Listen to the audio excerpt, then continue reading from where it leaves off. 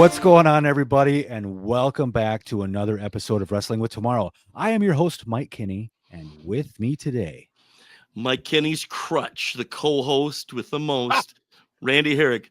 Also, longest handle on Instagram, baby. that is true. Nobody can deny that. You've got that set. All right, man.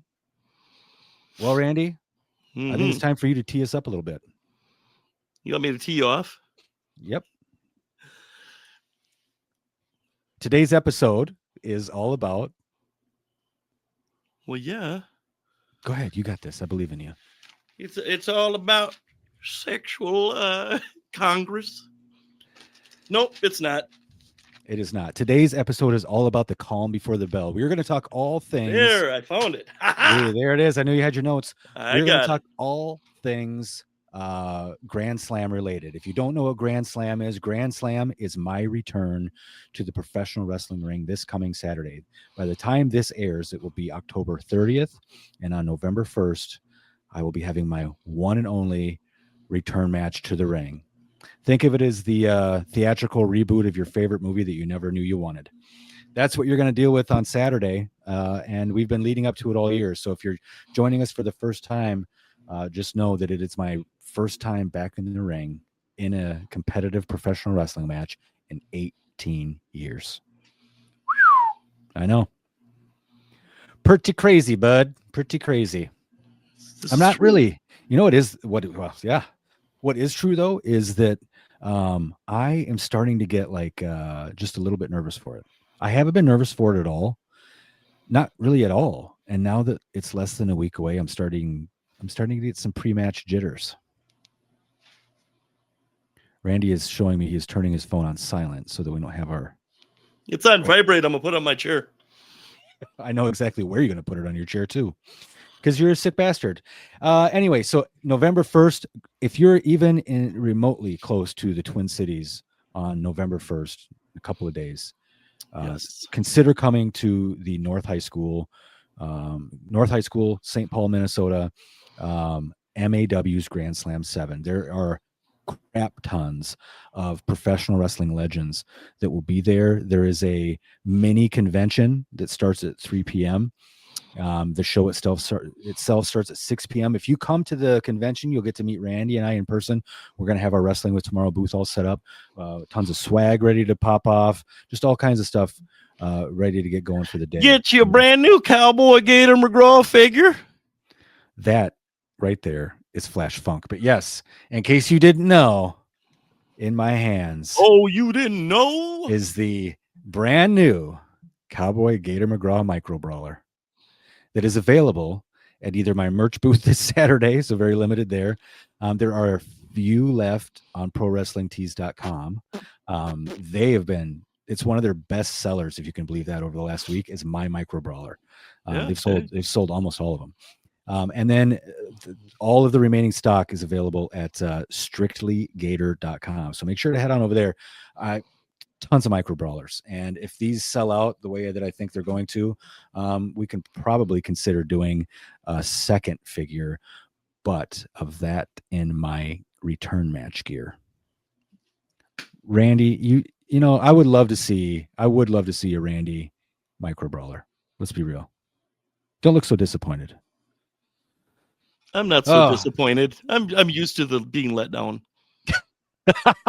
Well, with a face like that, I'll bet you are. You got the face for radio, pal. Anybody ever tell you that? Yeah, and you got the jokes for stick 'em up your ass. Okay, well, at least we're on the same page. All right, dude, so Henny Youngman had funner jokes. Take my wife, please.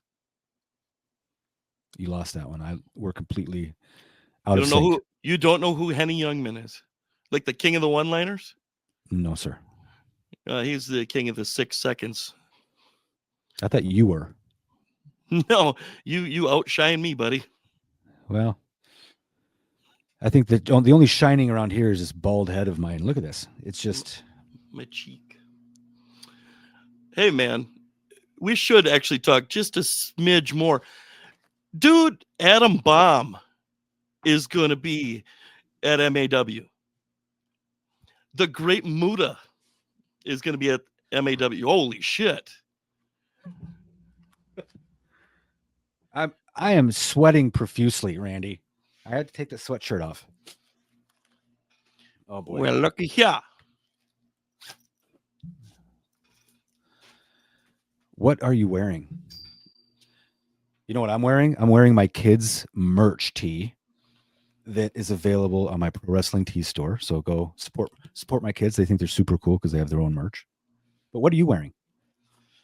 I'm wearing a sleeveless T-shirt. The The Last of Us Part 2. Okay. Sweet game, sweet show. If you haven't played it, play it. If you haven't watched it, watch it. Okay. Mm-hmm. You were talking about Adam Bomb, though. I did hear that much. Yeah, man. MAW. Adam Bomb, the Great Muda. Dude. I'm having dinner with Muda on Thursday night. He paid for it. It's not like they're Oh, pals. Don't believe I that shit. 100% paid for it. Yeah. I don't blame you. He and I are not buddies, but he and I are going to be besties by the end of this. He's going to receive a micro brawler from some guy he has no idea who he is, which is me. He's just going to think I'm some like weird American guy that's just can't get enough Great Muda. And you know what? He's absolutely correct. I think I'm gonna get 2 micro brawlers. I'm gonna get them autographed too. One by the Great Muda that says, "Who is this Gaijin?" And one from Tajiri, the Japanese buzzsaw, that says, "This guy's the shits." Nobody else has one that says it. I ain't even cutting on you, man. You had a much longer career than I did. Just saying. I ain't even shitting on you. All right. Well, that brings us to segment 2 in the podcast today. Let's. Yeah. Hold on. One second. Did you get your sun recolored? I did. I've gotten my sun recolored probably 3 times. Okay. It just looked awful damn black. Yeah, it's so. You know who did it for me? Is Pamps. Yeah. Look at you, Tyga. Yeah, Pamps did all the recoloring on my son. Nice. On your son? On my son tattoo. The tattoo of a sun on my shoulder. Well, I was hoping you weren't letting the boys get those eyebrows that are always surprised or some shit, because that's outrageous. Not yet. No, I mean, okay. Segment 2. The unseen grind. So early on, I want to talk about some of the training leading into Grand Slam. We talked a little bit about the diet on the Instagram live we just did, which is what it was. So I'm going to talk a little bit about diet and exercise during this section of the pod because I do think they're important. They are. I think that when I began this journey on my way back to the ring, I had an idea that it was going to happen back in March. And truth be told, it wasn't really going over well with a lot of people because it was like, dude, you haven't been in the ring forever and you're out of shape, and you'd put on, meaning me, right? I was out of shape, put on a lot of weight. Hadn't really even lifted weights as consistently as I wanted to. I'd been lifting for the last 2 or so years, maybe 3, but not religiously. I did put a gym in my basement during COVID. I sold a lot of my wrestling figures and all that kind of stuff to pay for the gym. But it's that consistency thing. The consistency thing is something that I think a lot of people struggle with. And I'm no different than anybody else in that regard. It's one thing to be totally motivated and going, and then it's another to be like, man, it's super cold out this morning. I would rather just stay asleep in my nice warm bed wrapped up in my blanket than to have to get up early and go outside and go for a walk or go to the gym or whatever it is. And that's what I've been doing. My consistency started to fall off late summer. And I think that, truth be told, is I've struggled with coming to terms with that. I have been trying to eat as clean as I can, but that has ups and downs. I've been trying to exercise as consistently as possible. And then like a couple of things happened. I went on a couple of trips for work and that threw my schedule off. And then I went, and I broke my ribs a few weeks ago, and that has really deterred my training. Now this week, going into the match, I'm going to try to hit the gym almost every day and just do some light stuff, just to try to get my muscles back working, man. But consistency has really been my Achilles heel on this whole journey back to the ring this year. I think, dude, that's the Achilles heel for everybody. There's a million easy excuses to not follow through with what you want, because it's hard to keep doing that when it's not fun, when you're sore, when it's cold, like you said. To get your ass out of bed and get going and do your thing to get what you want. There's a million of them, and it takes a long time to show progress. You got to stick with stuff. Yeah. You do it for a month or something, you don't see any difference. You're like, what the hell am I doing? Like, why? Yeah. It's hard, dude. And that was happening to me in the first initial stages of this, because I was like, all right, I wanted to lose 25 pounds going into Grand Slam. I lost 20 like immediately. Did you? Nice. And here's a couple of things that I changed, right? I'm an avid pop drinker. Mountain Dew, me too. All the different flavors of Mountain Dew, dude. I love pop, and I always have, and I don't. It's like the one, I quit drinking, right? I quit drinking alcohol, which was a walk in the park compared to trying to quit pop. Believe it or not, I love soda, and so for me, he's a big fan of Arm & Hammer. That for me, the soda stuff has been not baking soda. The pop stuff has been really, really hard on me this year. So it is. Yeah. Dude, I know just what you're saying. I do, and it just grabs at me too, because there's been so many times where, like, look, I'm gonna drink 1 or 2 cans a week or 1 or 2 bottles a week, 20 ounce or whatever, and the shit's everywhere, anywhere you go, and it's there, and it's easy to do, and it's the other thing about it too. The other thing about it too is that, like, so I just went on this really long road trip with my family over the weekend, so I had a lot of windshield time to really think about this. I have been, feeling a lot of guilt, believe it or not, about if I eat something I know I shouldn't be eating as I'm training to come back to the ring. I feel so freaking guilty about it. But here's the realization I came to over the weekend, is that I'm not going to lose any more weight visibly. You won't be able to see any more weight being lost on me. I'm not going to put on any more muscle, any of that before this match. I have done it all naturally. I weigh the same now as I did when I left wrestling. Actually, I'm a little bit lighter than when I left wrestling.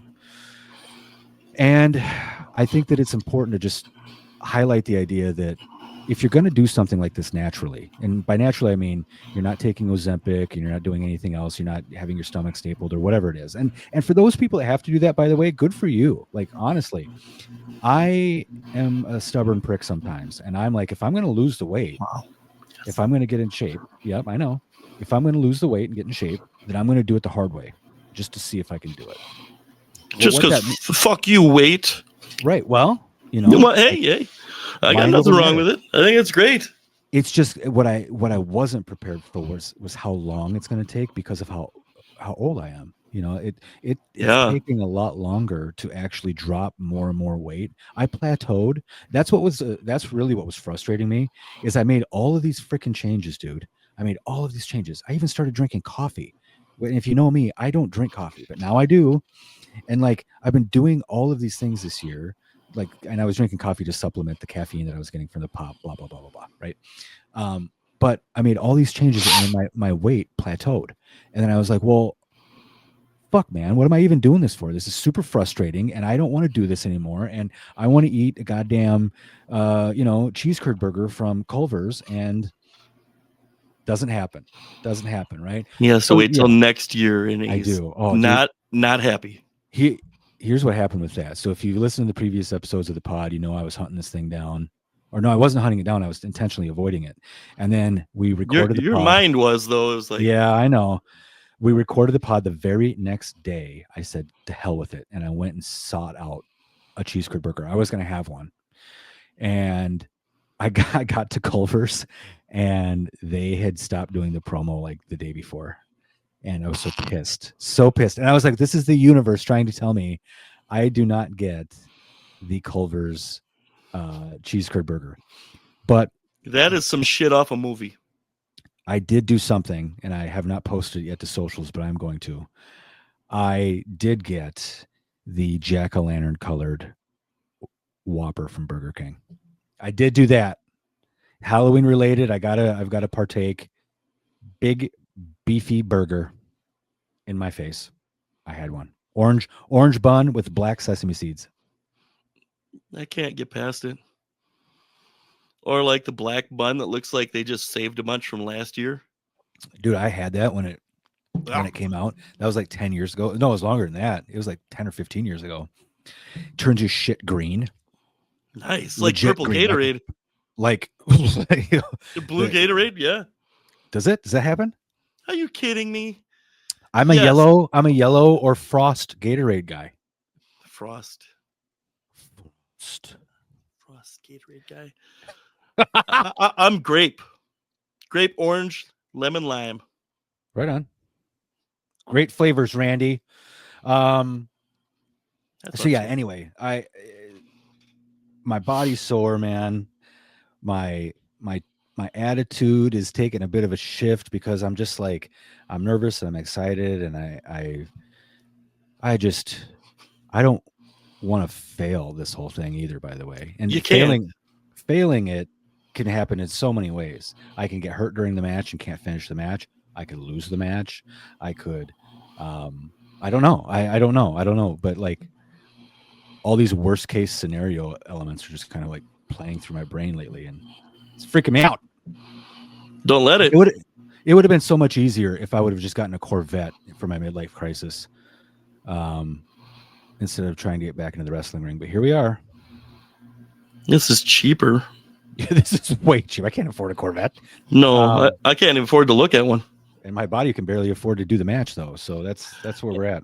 And honestly, if I got one, I'd look like a polar bear riding a tricycle or something. Big fat guy in a little Corvette. True.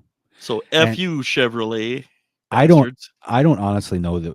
I don't think we're in the same age category as like Corvette owners. I think we got another 20 years on us. 20 more years. We don't have one of those old school like button up softball jackets, the satin ones with the little Corvette logo. Yep. And the little, But I will tell you this: if we actually had the wherewithal to make the merch, you and I would have our own Wrestling with Tomorrow satin button up jackets, just because. So. I want one that's like a take on the Steakhouse jacket. Ooh, the Ribera, yeah.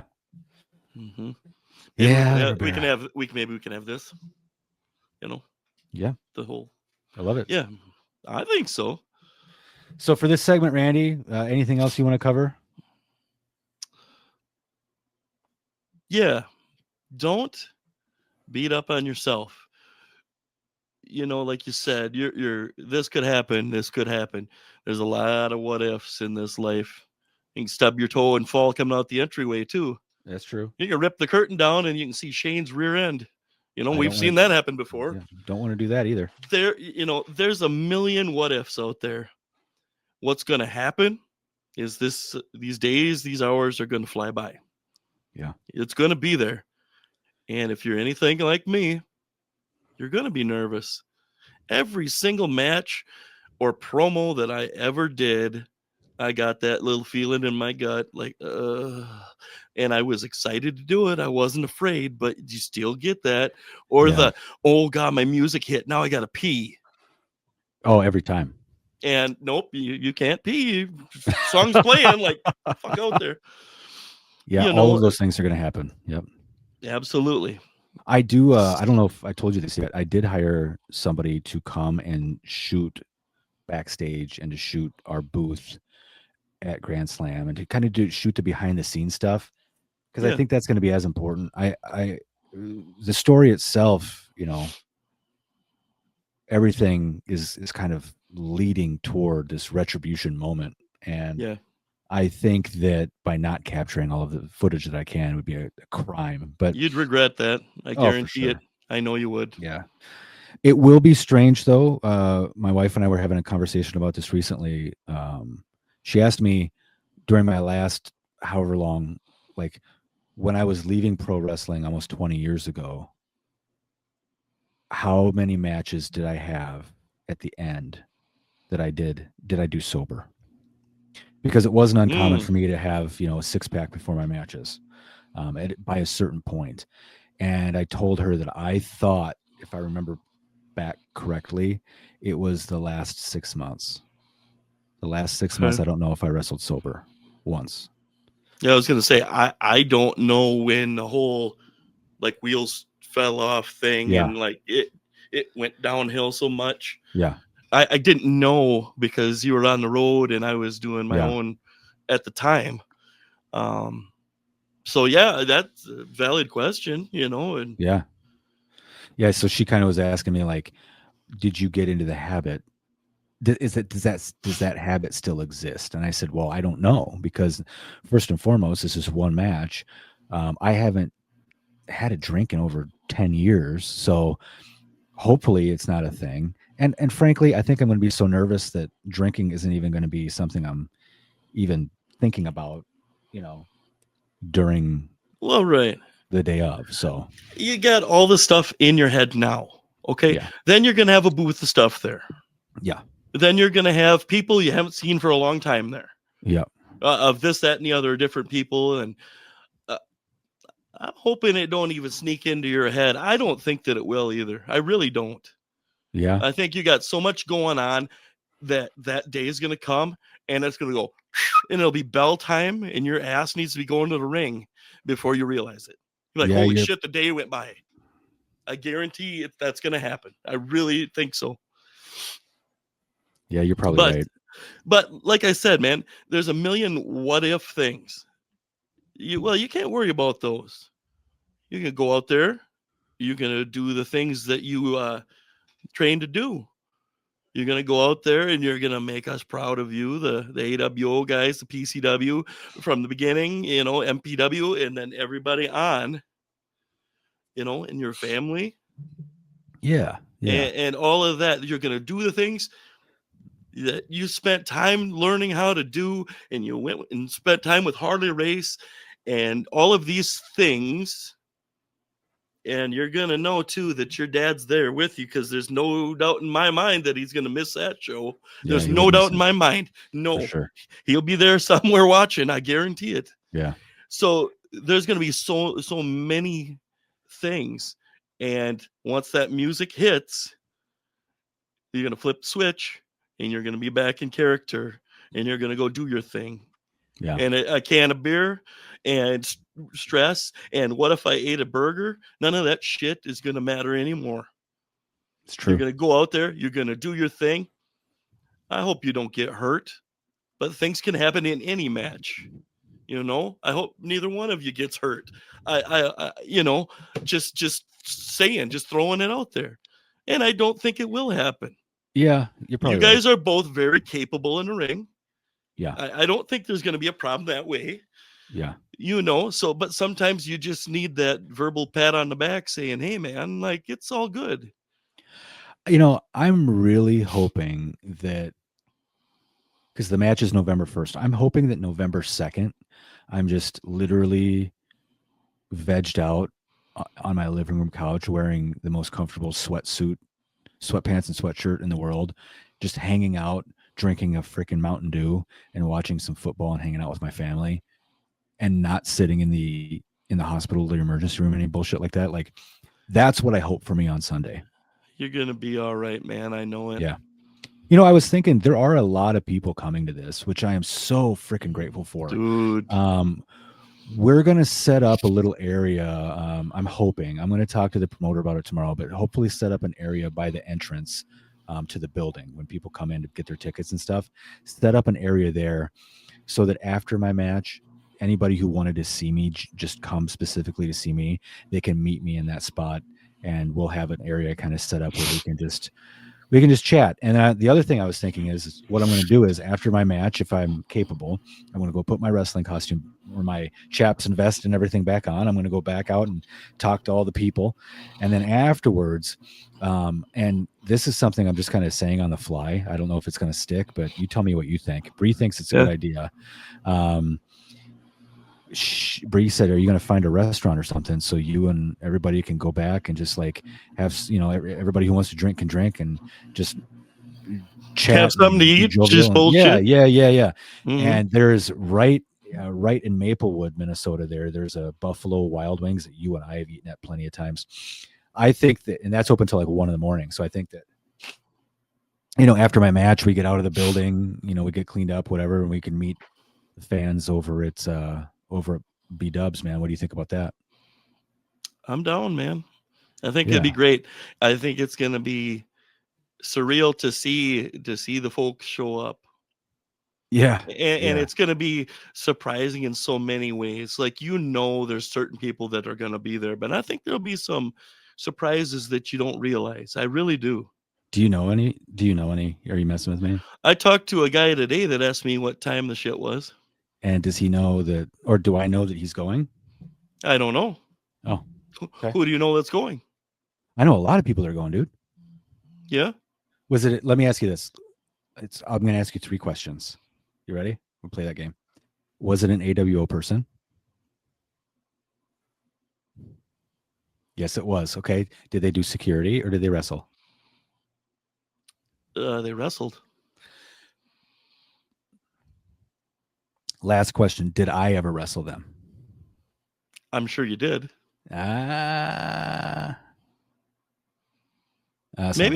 Maybe not. I'm trying to think.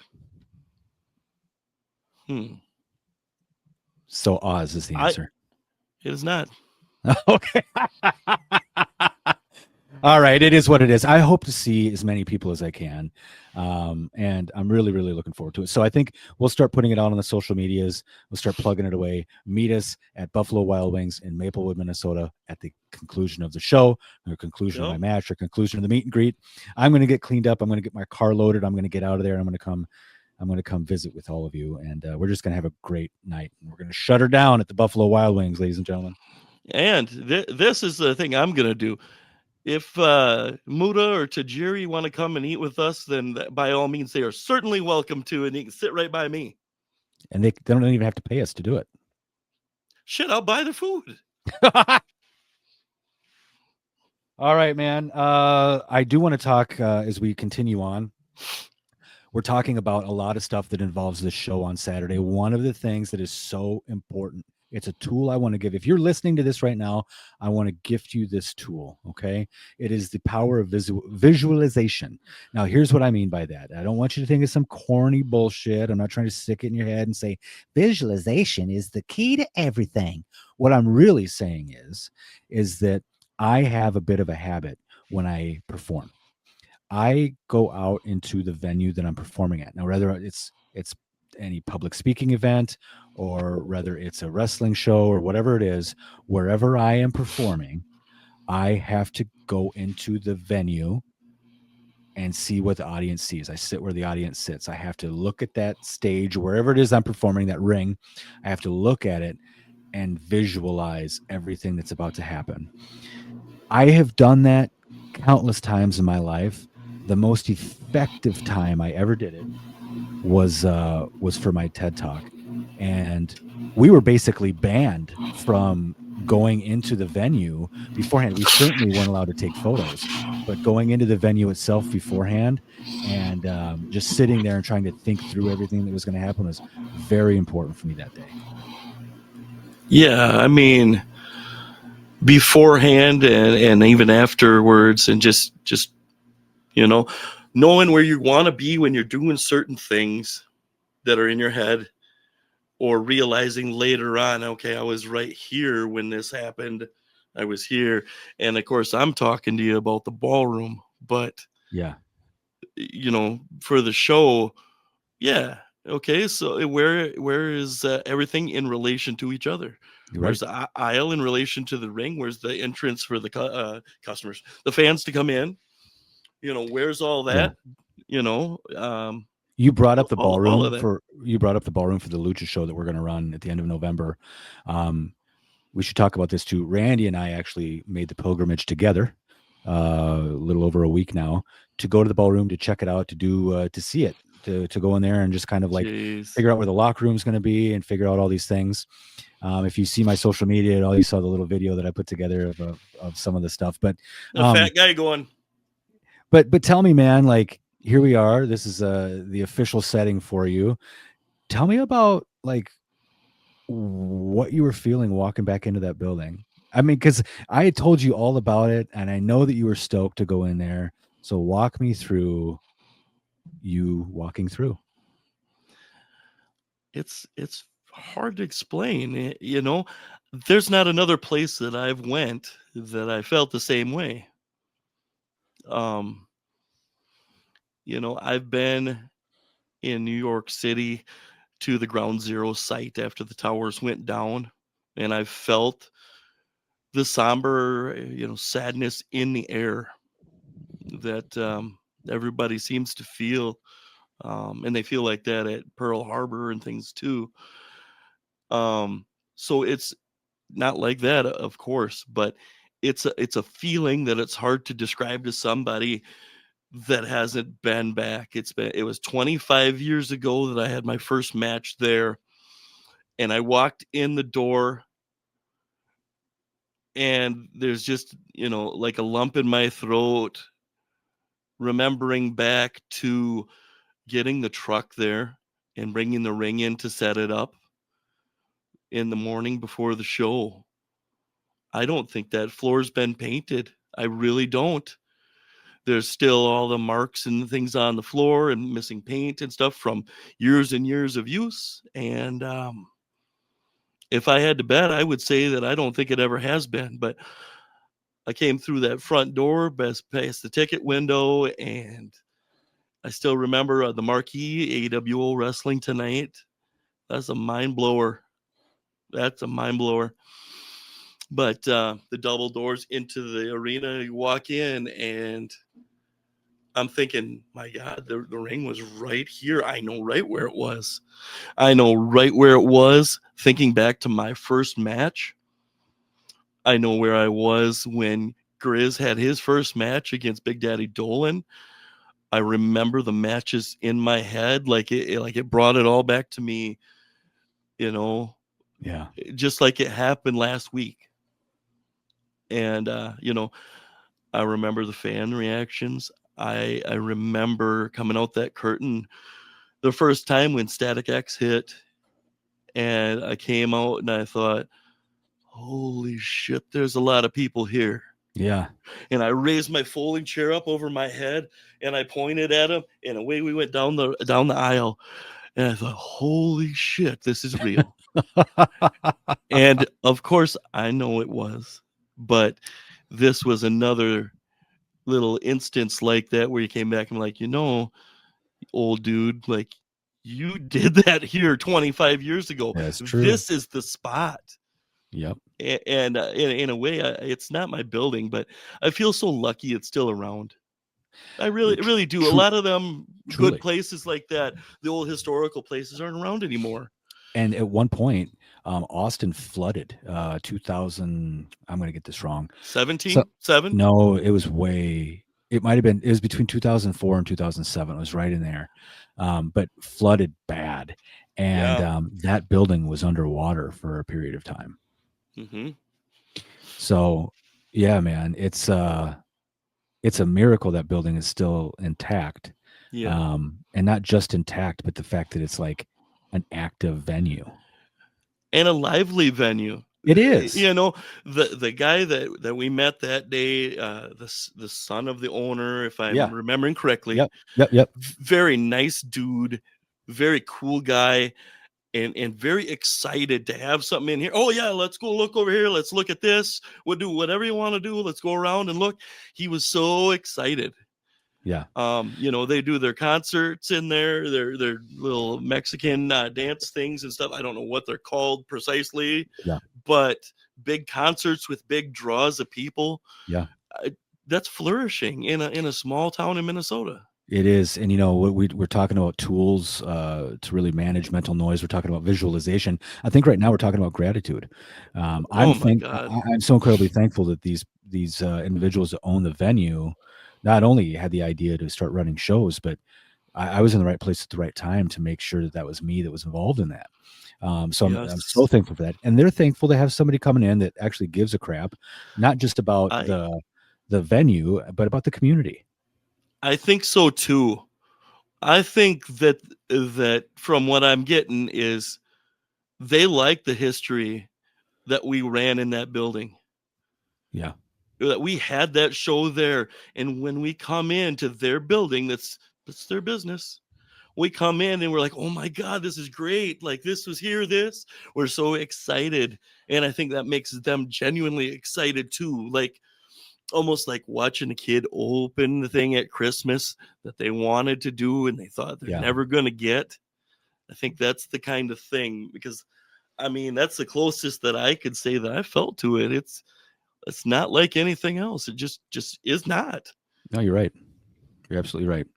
But what a So, special place, man. oh Oh, my gosh, I can't wait for it. It's going to be great. So, um, yeah, I think again, looking back on some of these tools, visualization, gratitude is just um, making them purposeful in everything that you're doing. You're genuinely trying to put these tools into your tool belt, or just quick and easy ways to just manage some of this mental noise that you may have. So I try to be grateful for a lot of things, especially as you crawl into the older ages. Just thankful for a lot, and so um, I don't know that it's necessarily anything we've ever talked about before, but I think it's important that we do. So anyway, there we go, yeah. pal. One last thing too. Doing our show on the 22nd of November. Yeah, The feeling that I got too, it it makes me want to book a show that everyone has such a great time at and has a memory like that, whether they came in and wrestled in that building for the first time that night or they came and watched. I am determined to let them leave with an experience like that where they can be fond of it years down the line. yeah, Because I I just know I what you're can't I saying. can't do it dirty. I I know, can't. I know. I got to put on something that everybody's proud of. I want them to have the feels for that building the same way we have the feels for that building. You know, and Absolutely. and we won't hit everybody, but I do think that we've hyped up the venue so much that it'd be a bit of a bummer if we didn't at least let them feel the same feels that we do. But it's I think anybody that walks into that venue is going to feel something, and hopefully when everybody leaves, they'll know that pro wrestling is back in Austin, Minnesota to stay, brother. It's alive and well. Alive Whether and you like well. the product or not, evolution keeps going, but it's still here. Oh, speaking of the evolution, man, here's what I want to talk about next. I want to do a bit of a legacy check, and I use the word legacy Jake kind of Holmes. loosely, but we have each of us is leaving behind a legacy of some kind. I talk about this at work quite a bit, especially with people who are disgruntled. I talk to them about, especially when I was at UPS, man, because everybody was getting laid off and people were disgruntled about it. They were, and I was like, look, you can be mad on your way out. You should be. But the, Mm-hmm. the body of work that you've put into this place, and this goes for anywhere. This isn't just a UPS thing or whatever, right? Anybody anywhere that's leaving their job, just know that you're leaving a legacy behind. And unfortunately, whatever you do in your last moments there, your last days, weeks, months, whatever it is, your behavior, your performance, that's a huge chunk of the legacy end up leaving behind. And so I try to Yep. tell people that, like, you have to be, pretty intentional with your behavior as you exit an organization. You should be business-like and professional, all of these things. But that's for work, man. What I want to talk about with you, legacy can be cut in many different ways. Again, I'm the most famous pro wrestler that nobody's ever heard of, man. I know exactly where I stand in the echelon of professional wrestling. I'm a peon in a giant, giant world of giant, giant wrestlers. But I've had my moment, and I've been in the ring, and I understand the wrestling business. Here's my question I have for you. I think this would be great for us to kind of get rolling here. The character Gator, the man, the Mike Kinney, however you want to slice this, you go ahead and slice it. But here's the question I'm going to propose to you. What do you think the younger version of Gator thinks of the version that you have sitting before you today? Well, it's like one of those things where, like, if I could go back in time and tell them this is what's going on, what would they think? I think he would be so blown away and think there's no way that things are the way they are now. That things have come so far along, and all the things in life too that have happened in that time, from being the camouflage pants wearing guy swinging a cane and drinking 13 Dr. Peppers on the way to the ring. Being that kid to being the guy now that's been down the line and truly has known some good ups and some terrible downs on the way. Been married, has kids, has went through the drinking thing and came out the other side of that, has become an executive in different jobs and had those different experiences, the good and the bad with that. And to see him walking in that, dude, I think he'd be just like we are now, saying, I can't believe it. I just can't believe it. And it may not be what he envisioned back then as what he was going to do. But, I'd like to think that he'd be proud of what he's done and be content with the gifts that he has now, the people that are around, and the things like that a younger person doesn't realize. They don't think about that so often. They take for granted those things. And to see going through those years and realizing that you got a wife that's stuck with you through some hard times, some good kids, some lifelong friends, um, that's stuff that you just can't replace. You can't make new old friends. You can't. That's true. So I mean, I think that he would be grateful. I really think so, and I think he'd be so excited that we got that show coming up. I really, really, really do.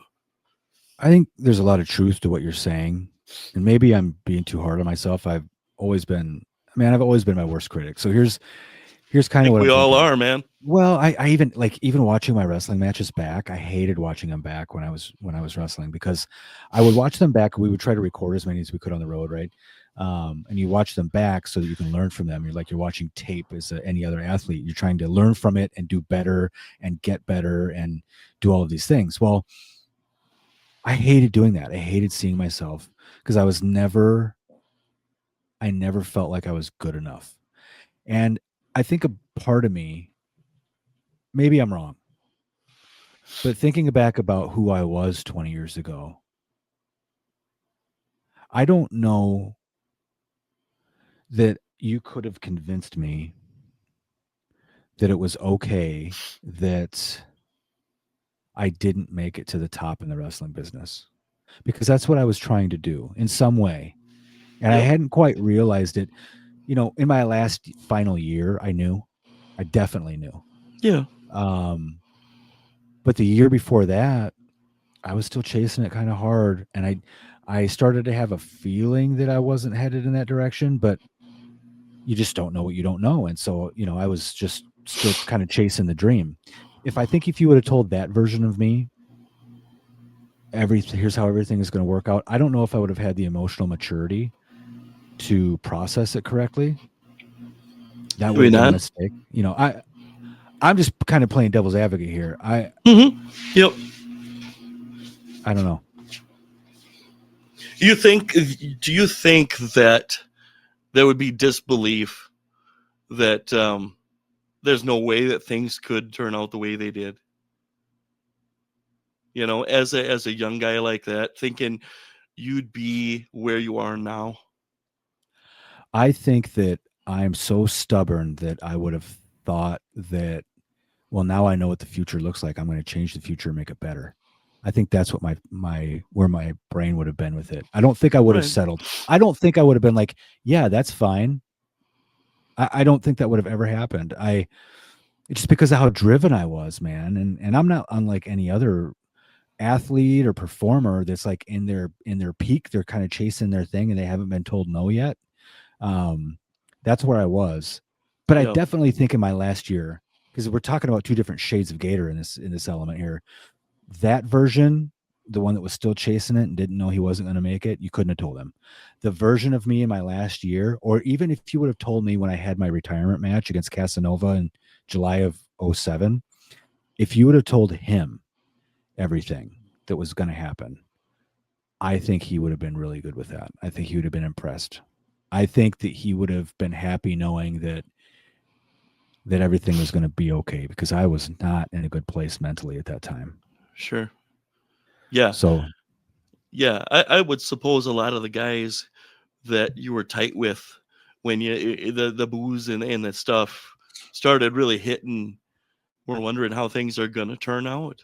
yeah, So many people have a crappy ending to them kind of stories, yeah. and not everybody's a story of redemption, sadly. No, I know it's very, Yeah, very true. but worrying, or you know I Yeah, think that Matt too, always so grounded and such a real person, just a real dude. yeah. Like I never ever got a false feeling of like he's shitting me here. He's not being 100% with me. Never with that No, dude. the person Randy's talking about, he's saying Matt, but he wrestled in the ring as Casanova, Yeah. and Nova and I. If you know anything about the career of Gator, Nova plays a huge chapter in the entire He story of Gator. he was in several chapters of that Oh story. my God. Yeah. We tag team together. He's probably my greatest rival I had in the ring. Yeah. He was the last match I ever had was against Nova. Mm-hmm. He was, and then I'll break the fourth wall, as they call it. Nova was a groomsman in my wedding. Nova and I traveled almost exclusively together for our last couple of years in the business. I went to his retirement match when he gave up wrestling, and a few years after I did. We have shared a lot. At one time we even did a shoot interview with he and I sitting side by side with Max Money. Max Money was asking all the questions for it, and it was shot in Nova's parents' house. And I think I've got the master tape somewhere. It'd be interesting to go back and watch that. But yeah, man, Nova was one of those really, really good guys. I think while we're here, I think it would be really important to start talking about some of my favorite road moments from the early part of my career. And I can't have a favorite road moment if I don't start talking about Casanova. And I want you to share some of your favorite road moments with me as well, Randy. I think that'd be awesome if you have any of those. But I want to share one that I have with Casanova. So Nova and I, Casanova and I he was living in, I got to think about this. He was living in Ames, Iowa. I was living in Glenville, Minnesota. So we lived about 2 hours apart from each other. He lived almost straight south of me. And I gotten us he and I decided we were going to go to Harley Race's camp. Harley Race's 8-time NWA world champion. He had a wrestling school in Missouri. He was booking all kinds of guys. He was training all kinds of guys. Nova and I went down there to work out with him and his crew for a week. And anyway, Nova and I, we go to his mom's house to pick up some of his stuff, and she feeds Nova beef stew. And she's a hell of a cook, by the way, his mom. And Nova and I start driving down the road. Now, at the time, I chewed tobacco, and Nova and I didn't know each other super well. We had just started tag teaming, and we were both very early in our wrestling careers at this point. So this is about 2003, 2004. So Nova's driving. I'm in the passenger seat, and we're clipping down fucking, what is it, I-35 going straight south down through Des Moines. And man, I throw in a big old dip, and Nova says, well, let me have one of those. I said, oh, I didn't know you chewed. He's like, oh, yeah. Throws in a big dip. And we don't make it 10 more minutes. And Nova is nodding at the wheel. I mean, he is in rough shape. And I'm just jaw jacking along, blah, blah, blah, blah, blah. And Nova's like, man, I got to pull over. I'm going to be sick. This is broad daylight on the interstate now, mind you. We pull over on the side of the interstate, and that poor dude lost his beef stew all over the side of the road, all because he wanted to just hang out with me and have a chew. So, and I'm going to tell you something. I laughed so goddamn hard. He, bless his heart, he really did try to find some common ground with me in there, but he never chewed again, at least not with me. So, you could have at least thrown up with him outside the car. Yeah, I mean, or at least, patted him on the back, told him he was going to be all right. But I was too busy laughing, man. I couldn't help it. He did. He's all that mama beef stew just all over on the side of the road, man. So at least he made it. Honestly, he didn't just horking us in the car there. So yeah, yes, that's one of my favorite road stories. Yeah, man, that's a crazy story. I love it. I really do. I remember hearing something like that before. Yeah. And I was thinking, like, oh, he didn't drink the spitter, did he? No, he didn't do that. No. Thank God. No. Yeah, right. Because that had done it to anybody. It would have. 100%. Yeah, man. So, do you have any favorite memories of a young Gator road stories? That you can tell publicly? I don't have any that I can't tell publicly. Okay. Because I don't give a shit. Okay, well, that makes one of us. One of my favorite Gator road stories was that I actually wrestled him one time. And my psychology lacked, perhaps. But Mike and I drove down to PCW down in Sioux City. And we're put on together, which by the way, it was like a 4 or 5 hour drive. I mean, it was a long road. We drove together. Yep. And so we get down there. They put us against each other. Mm-hmm. As sort of like an AWO, just like presenting a match from the company kind of thing, along with their show. Like a showcase. Yeah, like that. So, I'm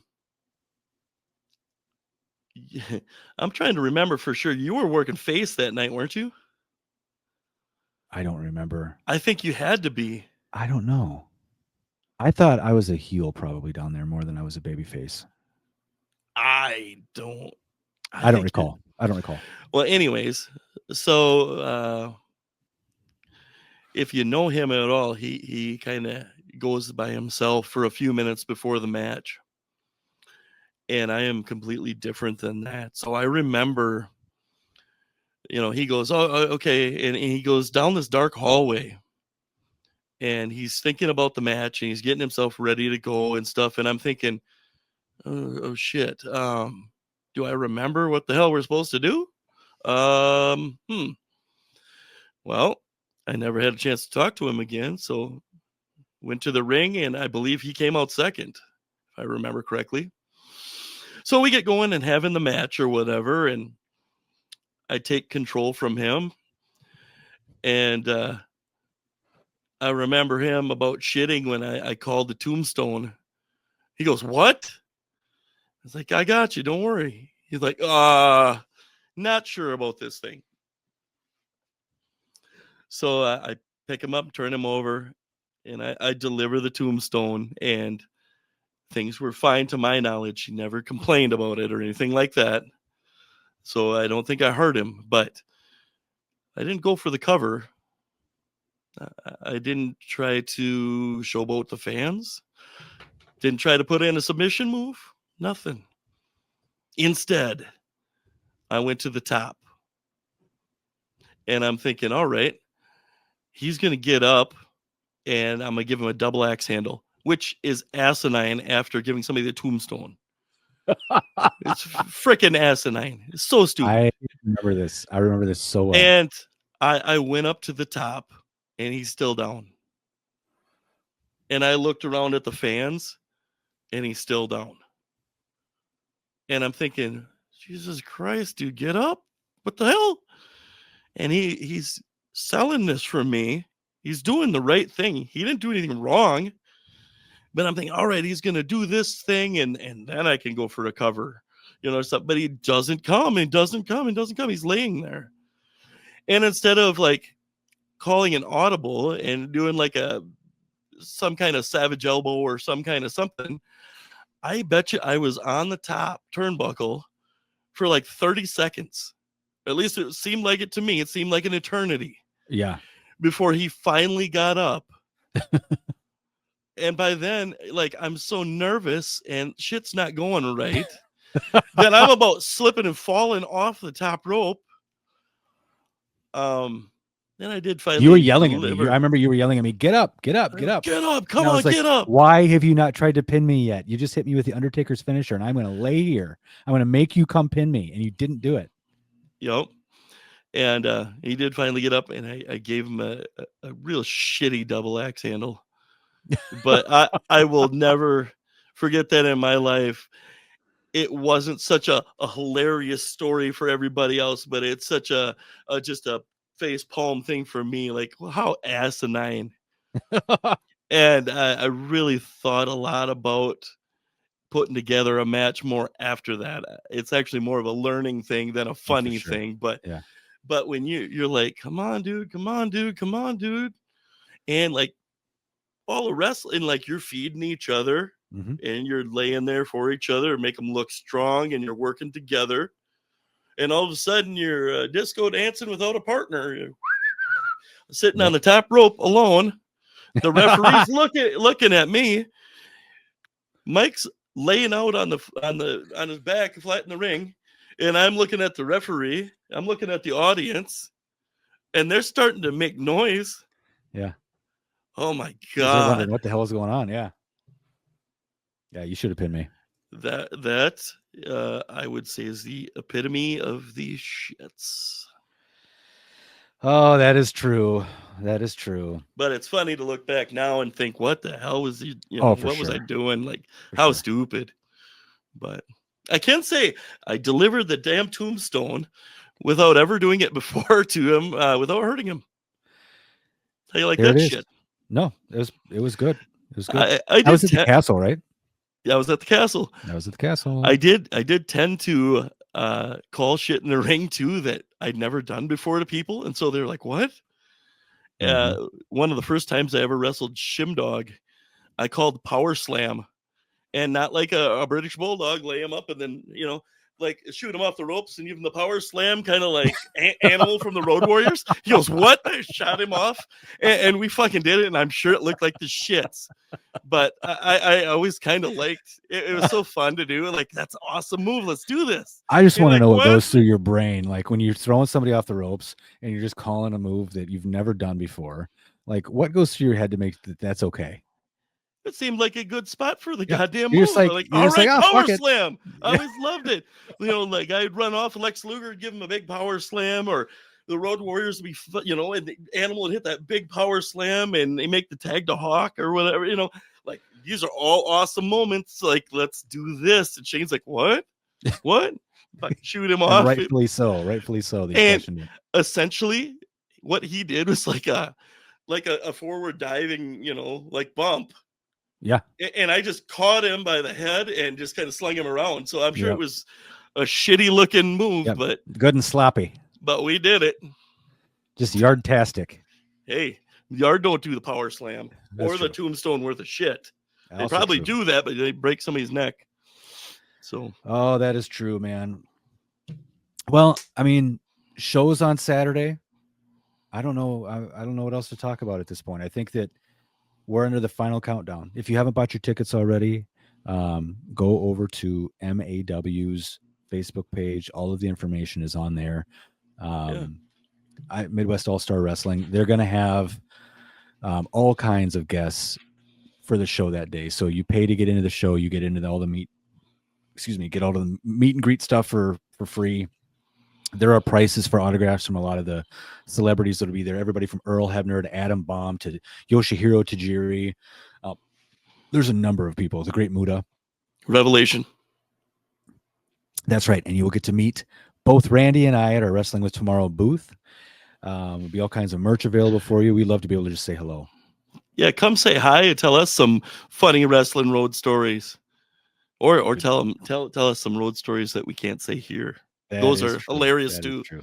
So, but even if you don't know any or you're not a wrestler, come and meet us anyways, because it'd be Yeah. fun to just talk to people and say, hey, what's up, Oh, for dude? sure. You know.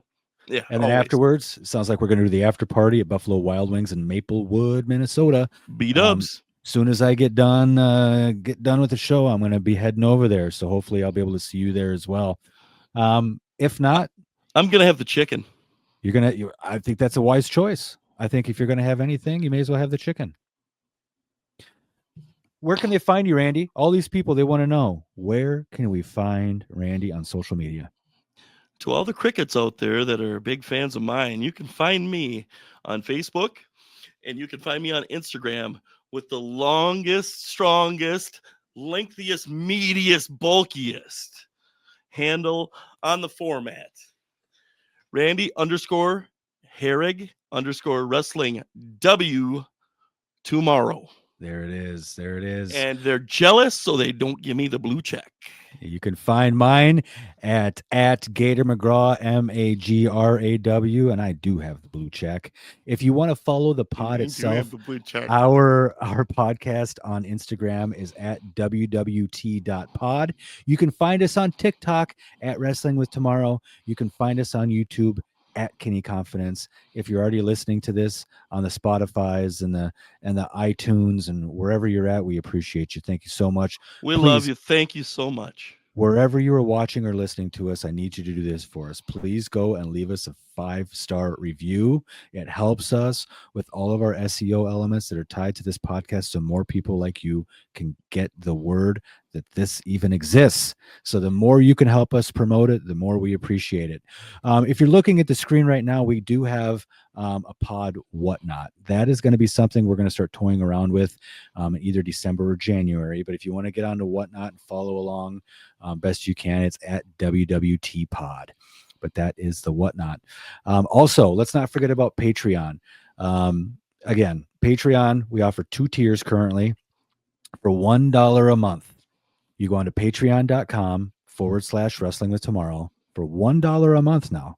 $1 a month. You get all of the notes for this show that Randy and I put together before the pod drops. So you know exactly what it is that we're going to be talking about. Okay. Theoretically, right? Yeah, we have the agendas, right? But we don't necessarily follow the agendas. So we do the best we can with what we got. We get from point A to point B with several extra curves and you know which ways. But yeah, you got it. You got it. So in addition to the notes, you also get access to our exclusive Facebook group, which is just doing awesome stuff right now. It's our Wrestling with Tomorrow private Facebook group. So we'll be letting all of you into that as well. But there's there's over almost 200 people in there. So it's really, yeah. More than I thought. That's awesome. Yeah. That's great. And then for $3. So there's the $1 tier. And then, yeah, I know. For $3 a month, a month, you get everything that we just talked about and one additional podcast episode per month.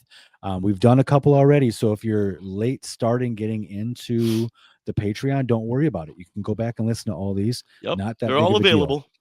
Randy and I we're actually shooting November's episode tonight. As soon as we are done shooting this podcast, right after this, today's topic that we're going to cover for the November bonus pod is Thanksgiving related.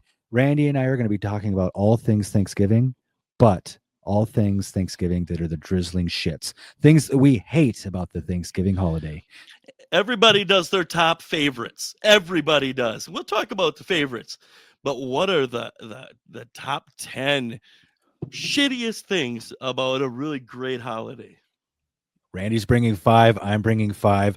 Then I'm going to pick my favorite of his 5, and he's going to pick the favorite of mine. We're going to contrast and compare. And there we go. Gobble, gobble, turkey, turkey. So that's what we're going to do for our November pod. Yeah. I'm burning the candle at both ends. So there we go. Oh, if anybody else needs a co-host, Randy might be looking for work because I'm about to tap out. We've plugged the social medias. We plugged the Patreon. One more thing I want to show you guys again. Here we go. There's the Cowboy Gator McGraw micro brawler in all its glory. Yes. You can go to strictlygator.com, and pick yours up right now. Or Pro Wrestling Tees, right? Pro Wrestling Tees has a few left. Pro Wrestling Tees has some. Yep, absolutely. Get one of these. Here's the deal. You can buy them from me. If you're coming to the show this Saturday, I'll have a whole bunch there.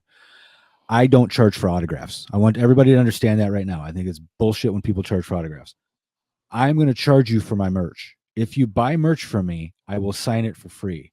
If you don't buy merch from me and you're still asking for an autograph, I'm still going to sign that autograph because it's my pleasure to do so. If you'd like me to write something derogatory about him, I would sign that too for free. Randy just wants to sign stuff. There we go. No, I just wanted to say derogatory stuff about you that you can't do anything about. But you do that anyway. But not in permanent marker. Fair enough. All right, man. What else are we going to close out with? I think that's it, right? I believe we hit the end of this. We paid all the bills. We talked about the shows. The last station, man. I think we made it. One more thing. After my final match is done, you and I are still running that wrestling show on November 22nd at the El Peral Ballroom in Austin, Minnesota. Get your tickets right now. Right now, luchaunion.com. That's where you can go buy the tickets online. They are $20 in advance. They're $25 at the door. Yes. Yes, Randy and I will both be there that night. Yes, you can meet us. We can do all that fun shit. But we really need to have this show turn out to be something huge and very, very special. So we need you there. We need all of you there. Yeah. Yep. All right, dude. That's all I got. Why don't you close us out? Give us some final thoughts, some Randyisms, some words of wisdom from Randy himself. What do you got? Whatever it is out there that you're working on that gets in your head, take a breath, refocus, bring your confidence back, then move forward. You can do this. We can all do this. We can all do this together. We'll look forward to seeing you at our next pod or at our show. See you guys soon. Thank you.